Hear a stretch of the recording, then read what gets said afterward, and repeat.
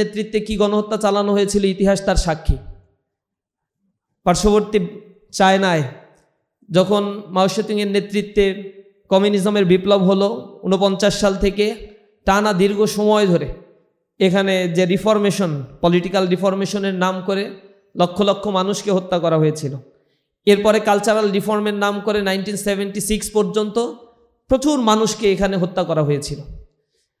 এর পাশাপাশি আলবেনিয়াতে আপনারা হয়তো ইতিহাস পড়েছেন, সেখানে কমিউনিজমের 20 শতাব্দীর মাঝামাঝি সময়ে উত্থান হওয়ার পরে হাজার হাজার লক্ষ লক্ষ মানুষকে তারা হত্যা করেছে।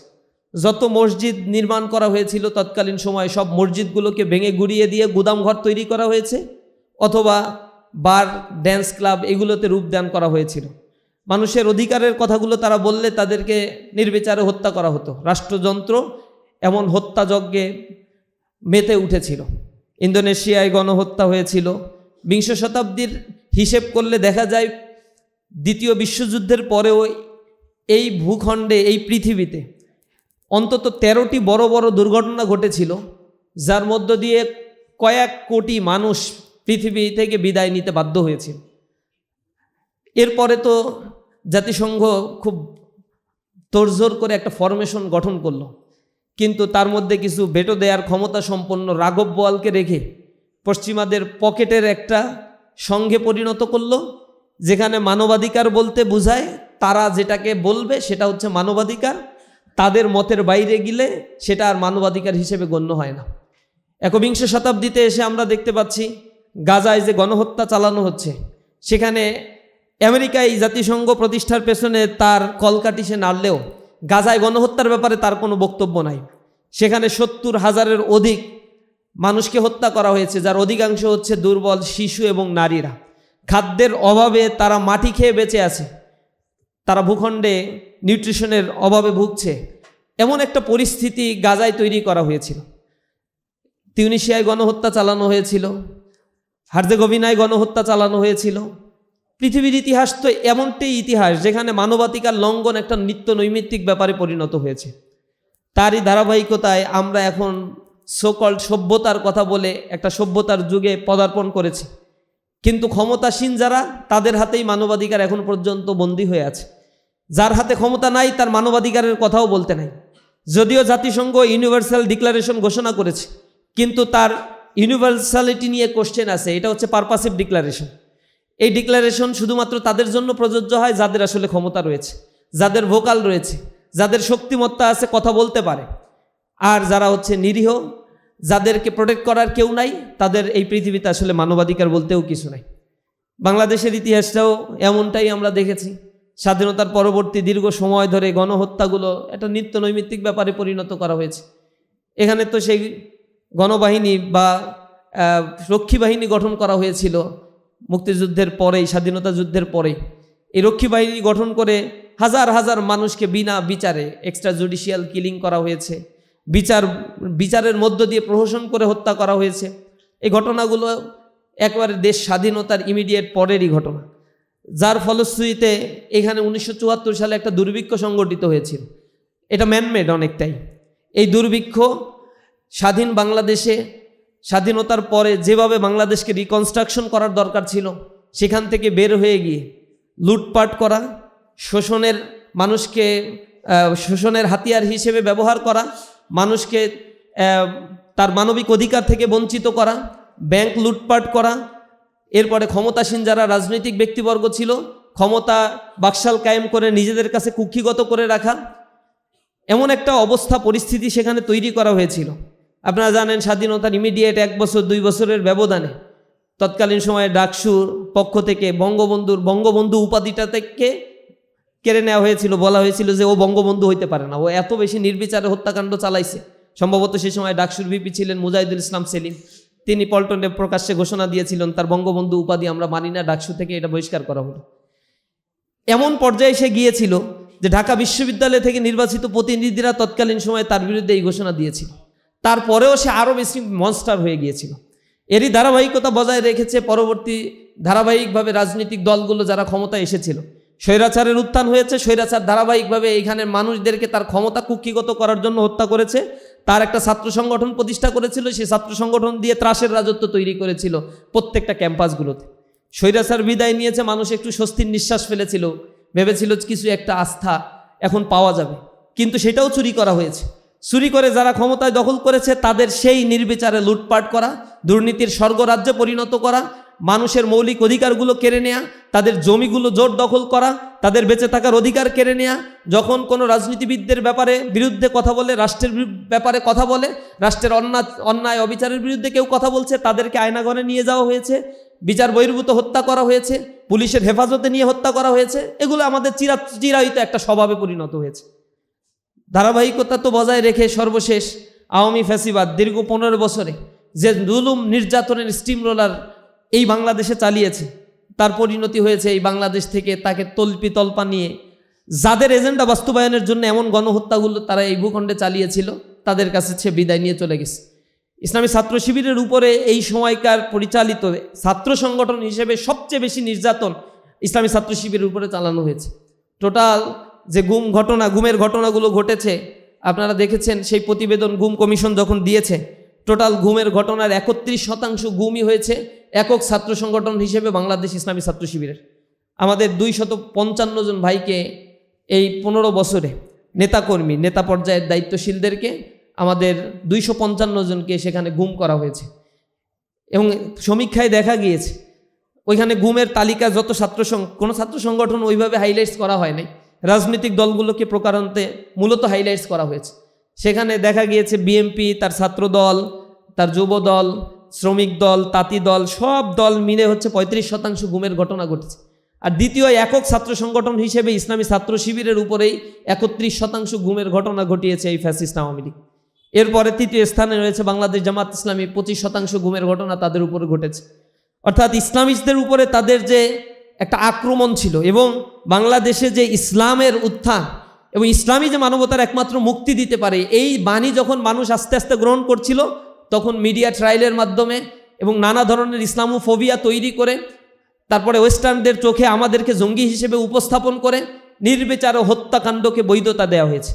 আমাদেরকে জেলখানায় নিয়ে যখন মারতো আর কোনো অপরাধ ছিল না, আমরা বলছি আমরা কি করছি, আমাদেরকে বাসা থেকে পড়ার টেবিল থেকে ধরে নিয়ে গিয়ে সামনে অস্ত্র উদ্ধারের নাটক করা হয়েছে, বলা হয়েছে এই অস্ত্রগুলো নাকি আমাদের কাছ থেকে পাওয়া গেছে।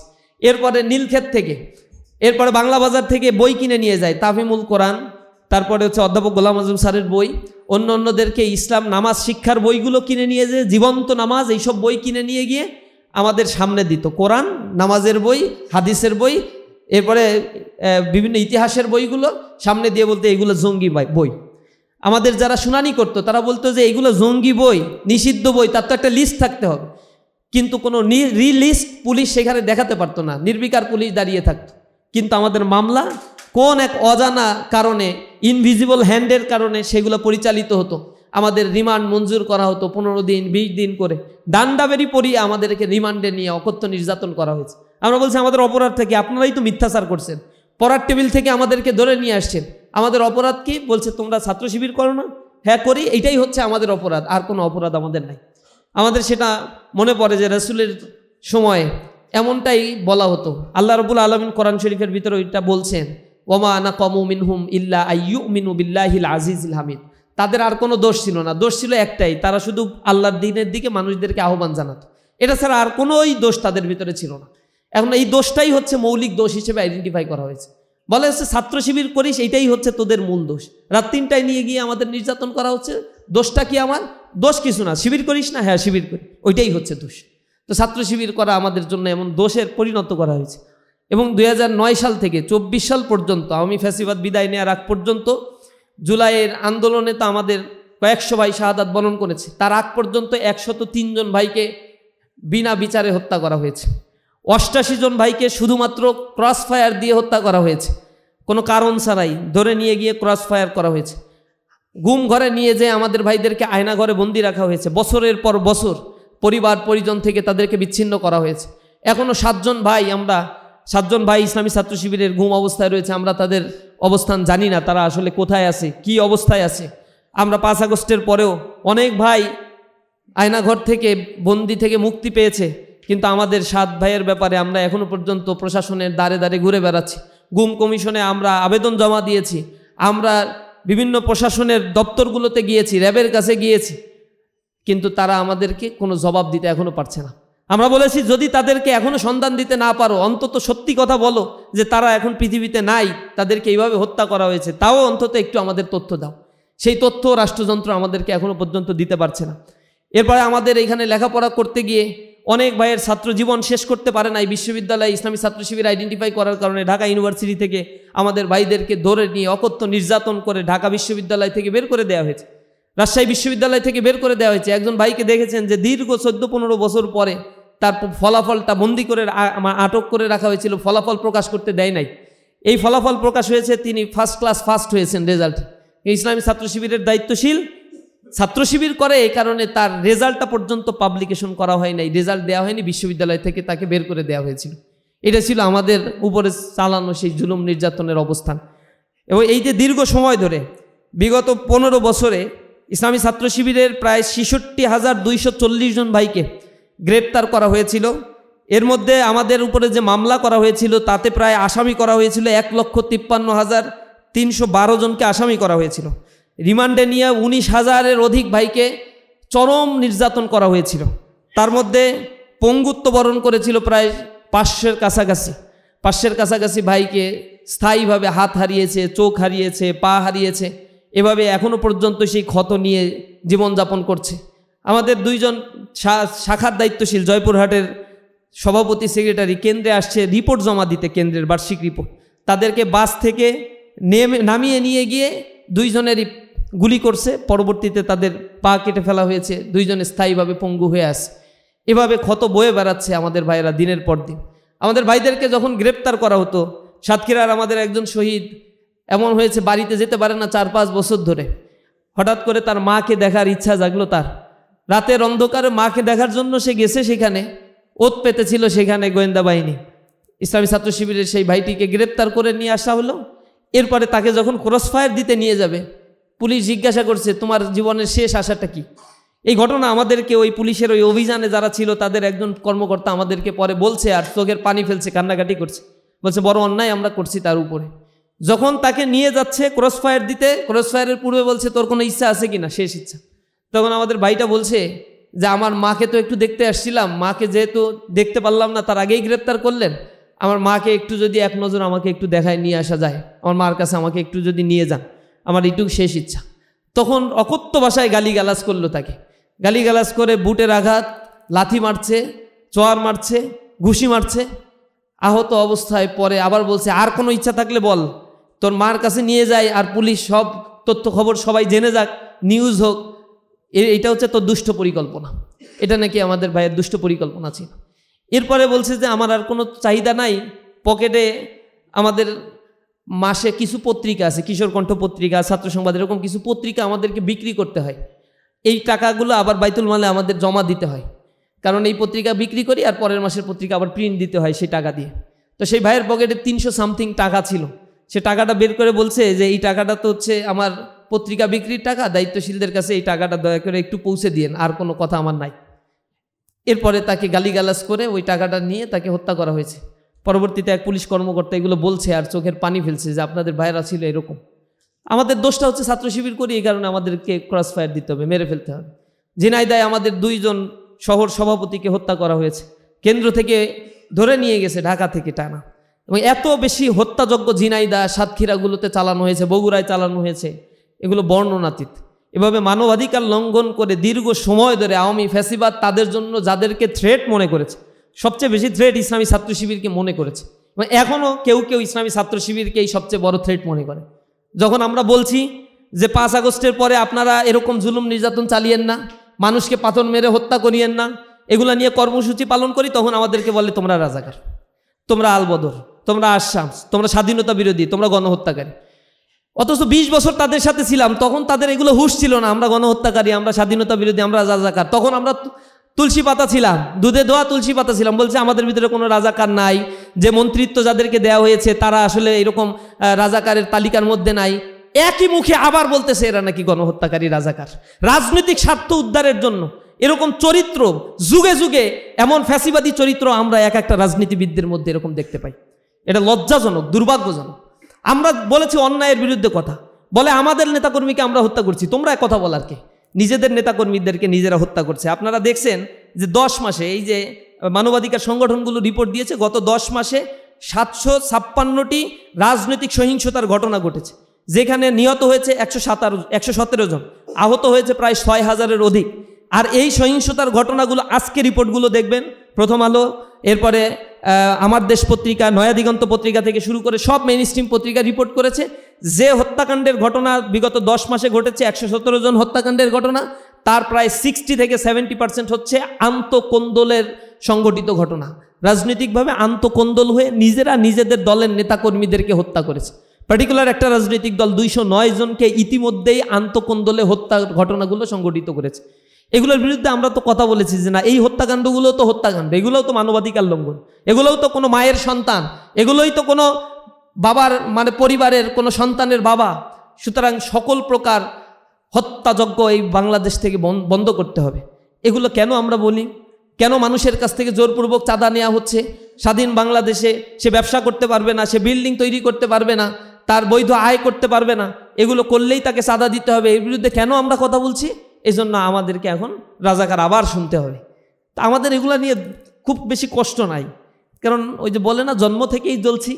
আমাদের এগুলো শোনার জন্যই আমরা শুনতে শুনতে ধাতস্থ হয়ে গেছি। আওয়ামী ফ্যাসিবাদ আমাদেরকে যে টোনে কথা বলেছে, এখনও আর একটা জায়গা থেকে একই টোনে আমরা কথা শুনতে পাই। আমরা তাদের কাছে অনুরোধ জানাবো, এগুলো বন্ধ করা উচিত। আমাদের এগুলো বন্ধ করা উচিত। একটি সুন্দর বাংলাদেশ গড়ার জন্য কিছুদিন আগেই সহস্রাধিক মানুষ জীবন দিয়েছিল। এইটা কেন জীবন দিয়েছিল? কেন মানুষের মধ্যে এই ক্ষোভটা জন্মেছিল? সেখানে শুধু ছাত্ররা তো নেতৃত্ব দেয় নাই। ঢাকা বিশ্ববিদ্যালয়ের একজন ছাত্রও তো শহীদ হয় নাই এই জুলাই আন্দোলনে। ঢাকা বিশ্ববিদ্যালয়ে একটা শহীদ দেখাতে পারবেন? আন্দোলনের নেতৃত্ব তো তারা দিয়েছিল, আন্দোলনের মেকানিজম তারা তৈরি করেছিল। হয়তো ঢাকা বিশ্ববিদ্যালয়ে কিছু শিক্ষার্থীরা বলেছিল কালকে এই কর্মসূচি, কিন্তু ঢাকা বিশ্ববিদ্যালয় বন্ধ করে দেওয়া হয়েছিল। কোনো ছাত্রকে হলে থাকতে দেওয়া হয় নাই, তাদের উপরে শারীরিক নির্যাতন করা হয়েছিল। পরবর্তীতে তারা বিশ্ববিদ্যালয় ছেড়ে চলে যেতে বাধ্য হয়েছে। এবং বাংলাদেশে খুঁজে সব বিশ্ববিদ্যালয়ের এই জুলাই আন্দোলনে কয়জন শহীদ হয়েছে খুঁজে হয়তো 5-7 জনের বেশি আপনারা পাবেন না। যা দেখবেন 250 ছাত্র শহীদ হয়েছে, সে 250 ছাত্র শহীদের মধ্যে স্কুল ছাত্র রয়েছে একটা বড় অংশ, একটা বড় অংশ রয়েছে পলিটেকনিকের ছাত্র, একটা বড় অংশ রয়েছে প্রাইভেট ইউনিভার্সিটির শিক্ষার্থী। পাবলিক ইউনিভার্সিটি এটা সূত্রপাত হলেও এর বিক্ষুব্ধতা, এর বিস্তৃতিটা, এই দাবানলটা ছড়িয়ে পড়েছিল সর্বব্যাপী। এবং সেই জায়গায় অংশগ্রহণ করেছিল খেটে খাওয়া মানুষ, দিন মজুর, কুলি মজুর, অথবা রিক্সাওয়ালা, ছোট ব্যবসায়ী, ইভেন সরকারি চাকরিজীবী, যাদের মনস্তত্ত্বে একটা পরিবর্তন ঘটেছে। এই মানুষগুলো রাস্তায় দাঁড়িয়ে প্রতিবাদ করেছিল, যার ফলশ্রুতিতে নির্বিচারে তাদেরকে হত্যা করা হয়েছে। এইগুলো কেন মানুষ রাস্তায় নেমে এসেছিল? এটা ছিল চাকরির একটা আন্দোলন, কোটার বিরুদ্ধে একটা আন্দোলন। সেখান থেকে একটা গণ আন্দোলনে পরিণত হয়েছিল, কারণ সুবিধা বঞ্চিত, অধিকার বঞ্চিত মানুষেরা দীর্ঘ সময় ধরে অপেক্ষা করছিল। রাজনৈতিক দলগুলো তাদের রাজনৈতিক এজেন্ডা নিয়ে রাস্তায় ছিল। যখন সরকার তাদের উপরে দমন নিপীড়ন চালানো হয়েছে, তারা কর্মসূচি দিয়ে ঘরের ভিতরে লুকিয়ে পড়েছিল। হরতাল দিয়ে তাদেরকে রাস্তায় খুঁজে পাওয়া যেত না। চোরাগুপ্তা কিছু কার্যক্রম করা ছাড়া আর বড় রাজনৈতিক দলের সেরকম কার্যক্রম এই সরকার আসলেই করতে দেয় নাই। চরম জুলুম নির্যাতন চালানো হয়েছিল। কিন্তু রাজনৈতিকবিদরা তখন হতাশাগ্রস্ত হয়ে পড়েছিল। নির্বাচনের পর নির্বাচন হয়ে যাচ্ছে, কোনোভাবেই কোনো কিছু করা যাচ্ছে না। তখন এমন একটা গণবিস্ফোরণ সময়ের দাবি ছিল, যে গণবিস্ফোরণ হয়েছে চাঁদাবাজের বিরুদ্ধে, গণবিস্ফোরণ হয়েছে এক্সট্রা জুডিশিয়াল কিলিংয়ের বিরুদ্ধে, গণবিস্ফোরণ হয়েছে অধিকার হারা নিরন্ন বস্ত্রহীন মানুষের সেই অধিকার ফিরে পাওয়ার তাগিদেই তারা কিন্তু রাস্তায় নেমে সেদিন রাস্তায় জীবন দিয়েছিল। কিন্তু সেই সময়ের ব্যবধানে, 1-1.5 বছরের ব্যবধানে আমরা মনে হয় এগুলো আবার ভুলতে বসেছি। আমরা আমাদের পুরাতন চরিত্রের দিকে আবার ফিরে যাচ্ছি। আমাদের চরিত্র পাল্টাতে হবে।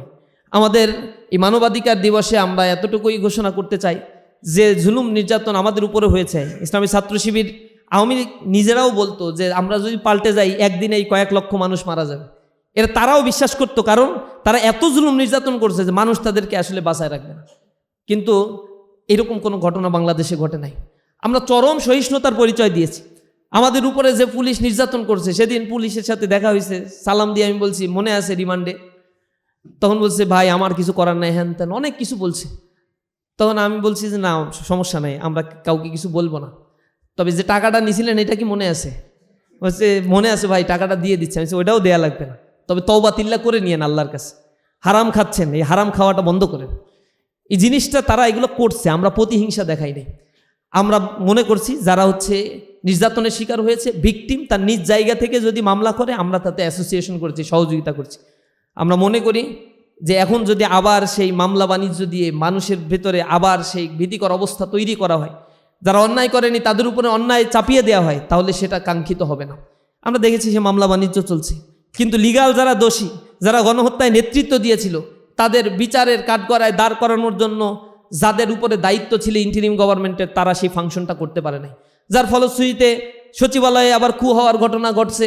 সেখানে আনসাররা বিদ্রোহ করে বসছে, নানা ধরনের আন্দোলন দানা বেঁধে উঠছে।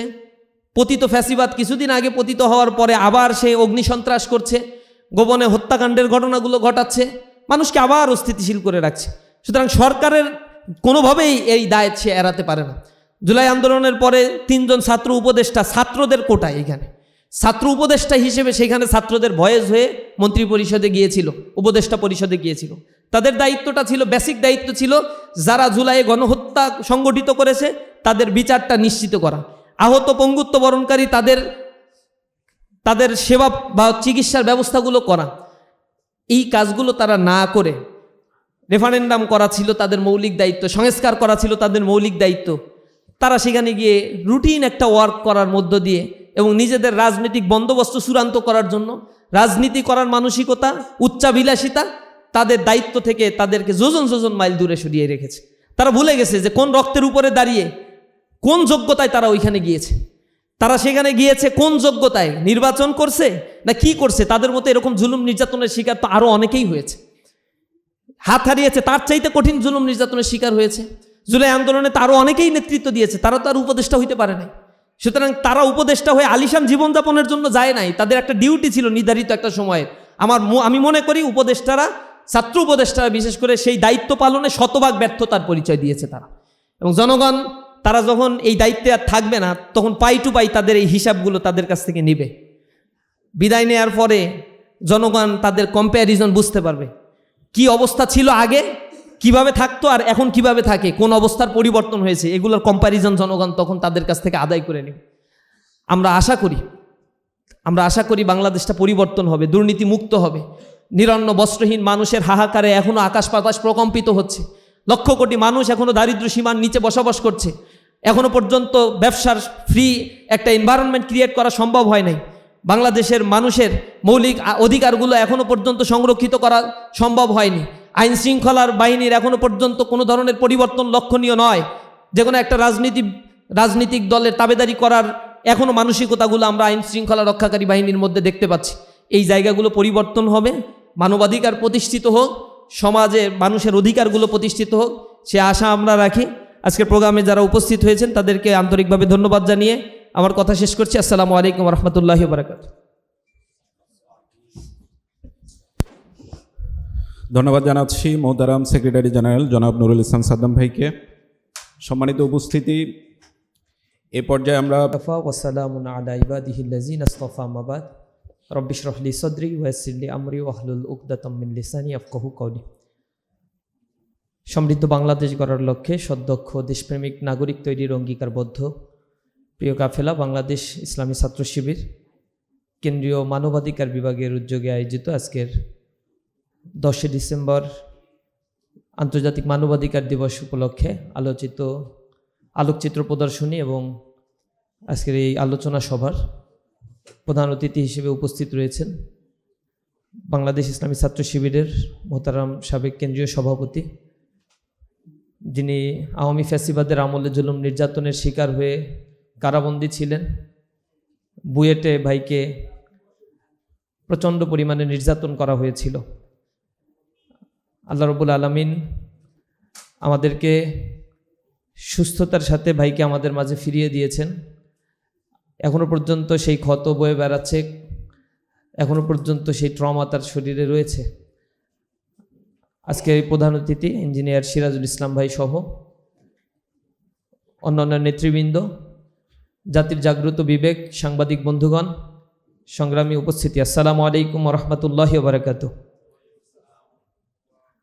1948 সালে জাতিসংঘের সার্বজনীন ঘোষণাপত্র অর্থাৎ UDHR এর আজকে 77 বছর পূর্ণ হলো।